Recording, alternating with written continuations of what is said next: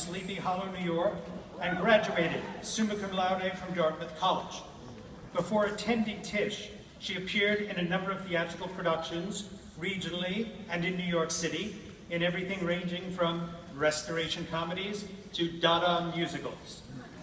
While at Tisch, she's been lucky enough to work with a number of acclaimed directors and has had the tremendous honor of collaborating with fellow MFA graduates in the dramatic rating program and in the grad film program. Ladies and gentlemen, Olivia Gilliat.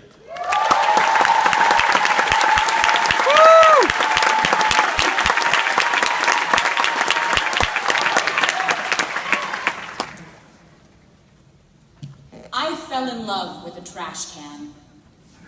I wasn't the first, and I certainly won't be the last.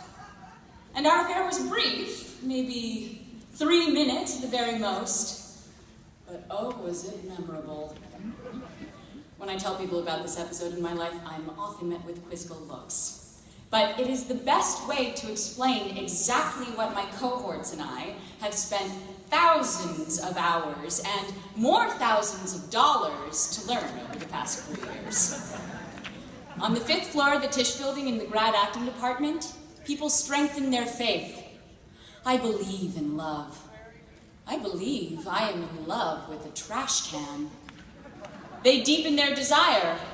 I want the trash can. I want that adorable rusted dent on the side of the trash can. I want to do unspeakable things to the rusted dent on the side of the trash can.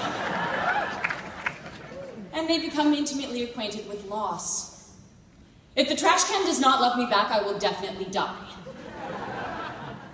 If the trash can does not love me back, I will definitely die. This is an impossible notion. And if I've learned anything at Tisch, it's that a creative life is filled with impossibility. What is the purpose of a creative endeavor if not to bend the rules, push boundaries, create something new, or reveal it in a new light? In my particular program, we call this pushing of boundaries climbing out onto the skinny branches. The further out we go, the less assurance we have that they'll snap under our weight and we'll come crashing to our deaths. And it's only when we operate with that level of uncomfortable uncertainty that we can move past the familiar confines of our own imaginations, beyond logical or assumed conclusions, and open up to the possibility of something extraordinary happening. And that's a risk, inevitably. And the best risks are the most terrifying, when we're so far out on the branches we can't turn back, and inevitably we learn something new when we have to look outside ourselves in that process. I learned plenty of new things when I read every single mission statement for Tisch's 18 departments. And I can't tell you how many times the words collaboration and evolving fields came up.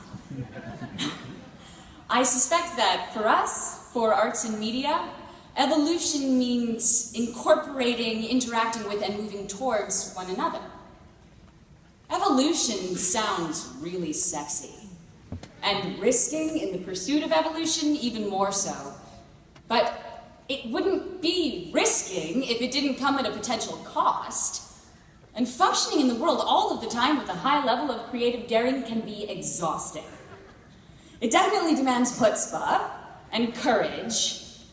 And I find myself asking, now that I have my terminal degree, how am I going to sustain doing this for the next 4 to 6 decades of my life?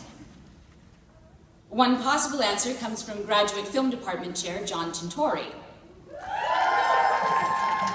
He says one of the qualities they look for is a sincere and open-minded interest in life. If one is genuinely interested in the hopes, fears, and desires of others, then that person will have a wealth of material to draw upon. Maybe this sincere and open-minded interest can sustain all of us, whether we end up behind a camera, in a sound studio, or in a complicated labyrinth of our own design 20 years from now. I don't know. And that's the point.